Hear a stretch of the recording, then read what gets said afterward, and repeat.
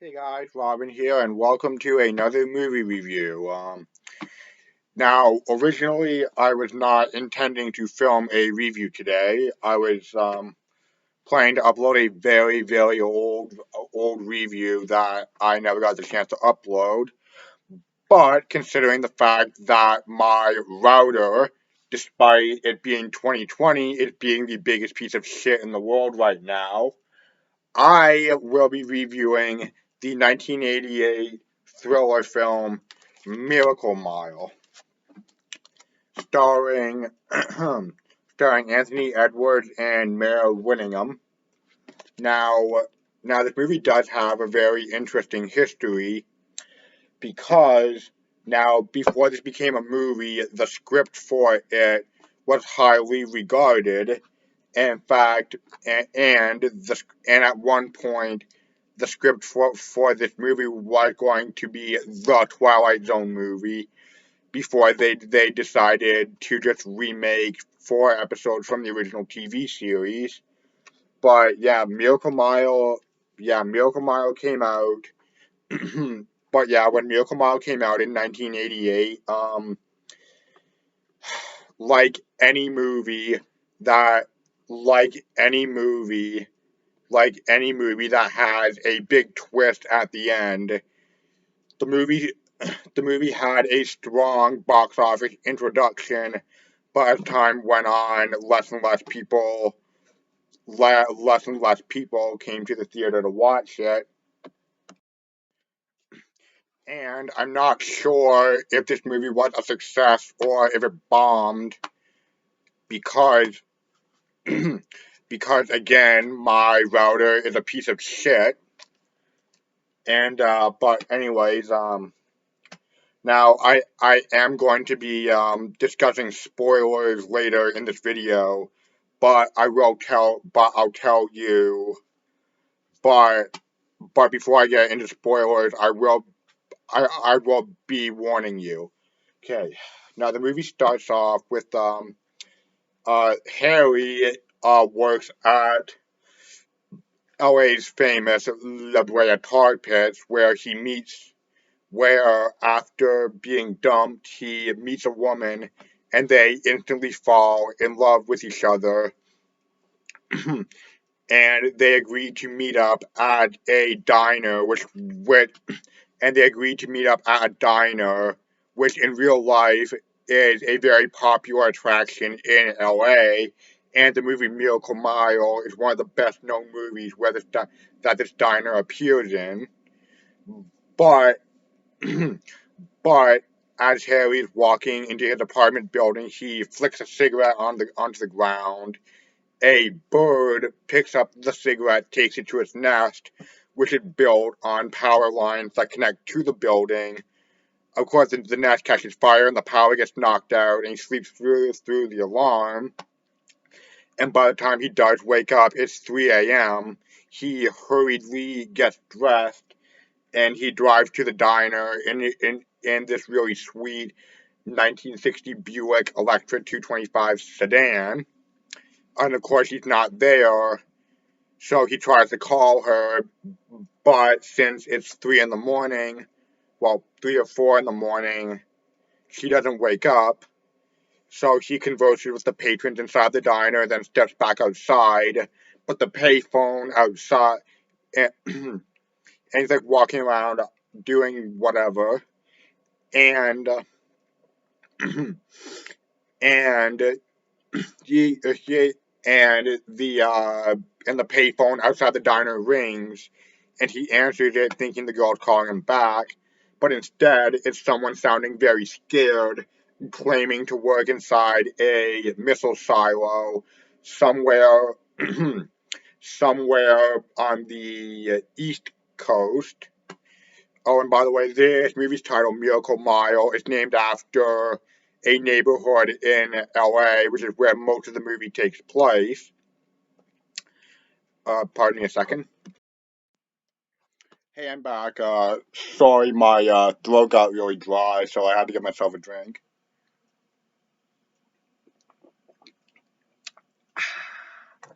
Okay, now back to the movie itself.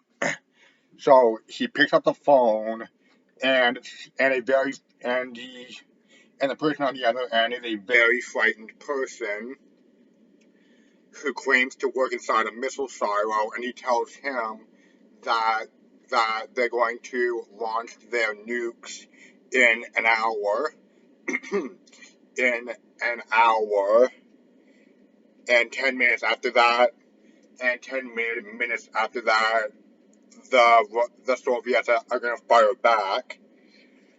But the call is interrupted when someone else opens the door. The guy gets kind of panicky. Then we hear gunfire, and the person tells Harry to forget what he just heard. So that is basically the setup. A guy answers a payphone. Someone claims that nuclear war is going to happen, and the whole movie is built on the fact that, and the whole movie is built on the fact, and the whole movie is built on the fact that our main character does not know and has no way to know if it's real or it's just someone pulling a joke, or if it's just somebody pulling a joke. And and in case you're wondering, this on the cover, no, that is not. No, that is not a hint at the answer. It is just a fireball from this car blowing up. Anyways, anyways, now he tells the people at this diner like what he heard, and this one woman who is a member of the government has this very 80s phone. I mean, like this phone is basically the size of a phone book because 80s cell phones were pretty bulky, and people start like arguing like, you're full of shit, and the diner is quickly divided in into you're full of shit, and into you're full of shit, and and I'm not taking any chances being caught with and it could be fake, but I'm not getting caught with my pants down. And the diner's chef, who had also kind of hinted may or may not be the owner, like as the people are arguing, he pulls out a gun, fires it just over the main character's head, and points it in his face and says, "Don't f around with me. Is this real or is this not?" Yeah. And so they think it's real, but again, there's no way to confirm if it's real or not. And one of the characters in this diner is a transvestite hooker, and they're packing up the truck. Well, they call it a truck, but it's actually a really large catering van. And they're like, "Hey, George, are you gonna come with us?" And shoot, is it he or she? Well, and the person is just like, yeah. But of course, our main character Harry wants to pick up Julie, but the main cat, but the guy driving the truck is like, "Nah, man," and the guy driving the truck is like, and the guy driving the truck becomes kind of the voice of reason because, like, if you want, because in reality, if this kind of scenario where you weren't sure whether or not nuclear war is going to happen or not, basically you would want to like get your ass out of town, just to be safe. But so they don't go there. Instead, as they're going around a corner to LAX, he slows down the van enough. The guy driving slows the van down enough so Harry can jump out. And of course, Harry has a gun. and a young black person driving a '62 Chevy convertible. Oh, you may be wondering if Harry had a car, why doesn't he just get in his car and go and get Julie? Well, the reason for that is is um Harry very foolishly left his keys in the car's ignition in Los Angeles.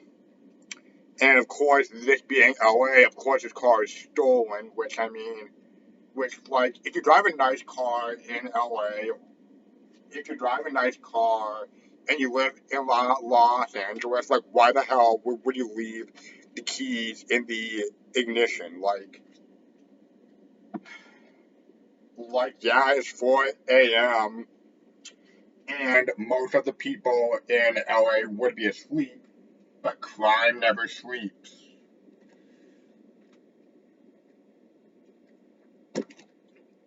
And yeah, and from then on, it's just Julie.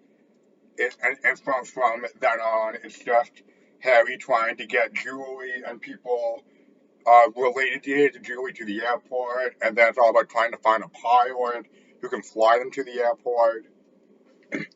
And later on, and now there isn't, and so after the after the young black gentleman stops stops to not hit Harry, Harry basically forces him to drive somewhere at gunpoint. They stop at a gas station, and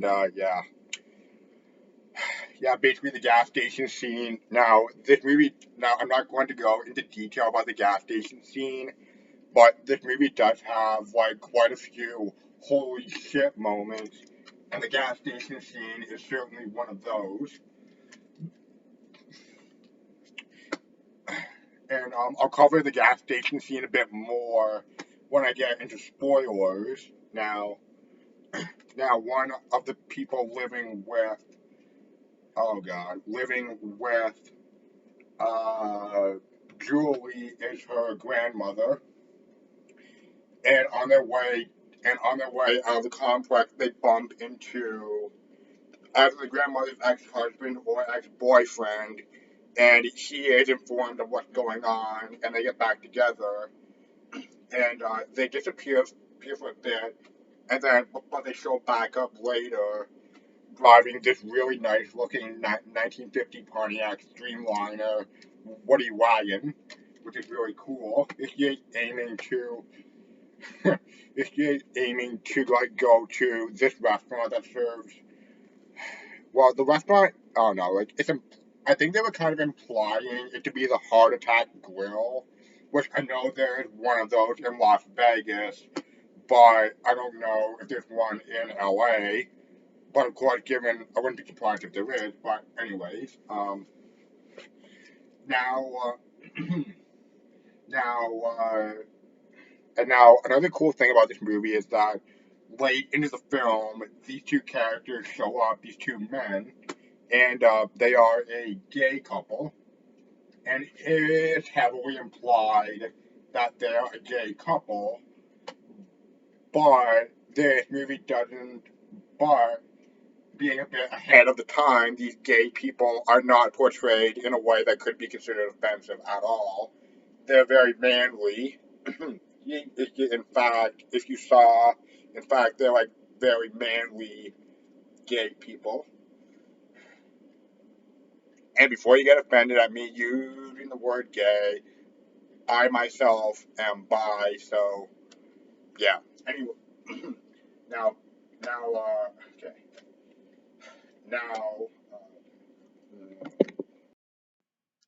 now, but there is kind of one issue I do have with this movie because there's like one scene where a character driving a stolen cop car crashes into a building, and he's obviously been shot, and the cops like deuce around the building, and they soon, but like, and Harry and Julie, they go into the building, and they're there for at most 3 minutes tops, yet in those 3 minutes, the streets of LA go from the streets from LA, the streets of LA go from your normal, boring 5 in the morning traffic to completely jam-packed full of people scared as crap that nuclear war is coming, but they, like us and our main characters, don't know if it's real or not. And and the movie and the movie makes absolutely zero effort to explain how all these people suddenly know about it. And the movie makes absolutely zero effort to explain how this became public knowledge. Because, like, Harry got the news first, and then the people in the diner got the news, then the guy who Harry makes drive around, then Julie, then Julie's, then Julie's grandmother and the guy. Not, and these are the only characters who know. Yet, in the span of 3 minutes, the entire city knows and basically has dissolved into chaos and lawlessness. Yeah. Okay. Now, at the start of this review, I mentioned spoilers. Now, if you have not seen Miracle Mile and you would like to be and you would like to find out on your own whether or not the call was real or a prank, stop the video right here and go watch the movie.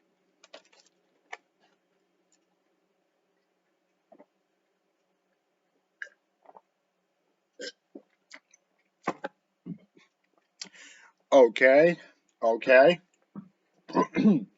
To those of you who stayed because you have either seen Miracle Mile or you have no intention of watching this movie and don't care if I spoil it, I'm gonna start with why the gas station scene is a big holy shit moment. Okay, so so the gas station is meant to be only used for taxi cabs. The young black gentleman driving, he's like kind of pulling on the pumps because they're locked.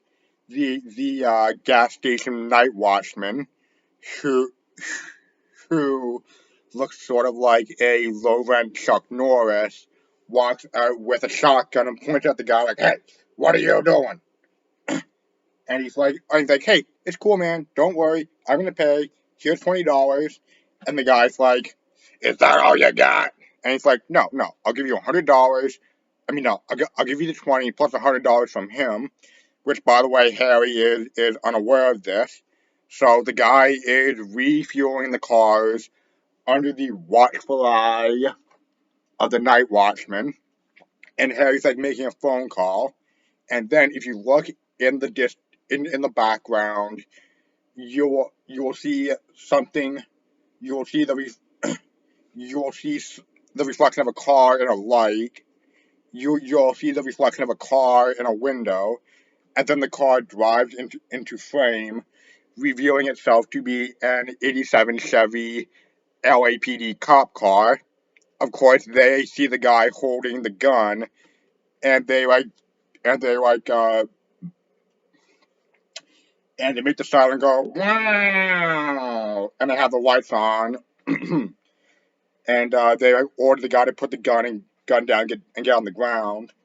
Now, the aforementioned black gentleman has a ton of stolen stuff in his trunk, so while the cops are distracted, he sprays them both with a large amount of gasoline, and and one of the cops, despite the fact that she clearly got splashed with gasoline, fires off her gun, which of course sets her on fire. and she's on the ground burning up. Her partner, in an effort to put the fire out, jumps on top of her, which only makes the fire worse. The spilled gasoline catches fire. The black guy runs away, and Harry gets in the and Harry gets into the car, and he picks up the black guy like running down the road, and at the driveway, the whole gas station blows up. Just boom, yeah, just boom, yeah, yeah, and now, and here's where I talk about the movie's big twist. Turns out the call was real. And this is confirmed when they're on top of this big building and they see a contrail rapidly zooming across the sky, which is of course an ICBM, and just like one character who who was among the group in the diner, just been sitting at the top of this building getting drunk. This he's like he like he like breaks open a wine bottle from 1920. It's like takes like shit. Yeah. and the and the helicopter does come back, being piloted by one of the manly gay men we saw earlier. He's obviously been wounded, and as they're like flying off, we see three more contrails coming in from the east, and of course there's an EMP which knocks out the shopper's electronics, and we see the guy like and we see there's like white foamy stuff coming from between his fingers, which is supposed to signify his eyes melting. But that effect was accomplished because the guy was holding his hands like out of frame, and he had melted marshmallow, and that was like seeping out. Okay. Anyway, the helicopter crashes down in the La Brea tar pits, and it sinks, and Harry and Julie are like panicking because they're gonna die. And Harry comforts her, and Harry comforts her by saying, "Don't worry, one day they'll find us. We'll be put in a museum." And then it fades to black, and we hear the sound of a direct hit. Now, Miracle Mile. Now, me personally, I had been wanting to watch this movie for years, but I never got my hand on a copy. In fact, you see right there in the background is my copy of Son of Blob that I reviewed not too long ago. My copy of Miracle Mile came from the same guy who sold me that. Now, yeah, yeah, and yeah. So yeah, now I highly recommend this movie. Um, I'll include a link in this video's description if I can find it. I'll include a link of the full movie in the description. But if I can't find the full movie on YouTube, I'll just put the trailer down there. So yeah, thank you all for watching this video, and I will see you all soon in the near future. Peace.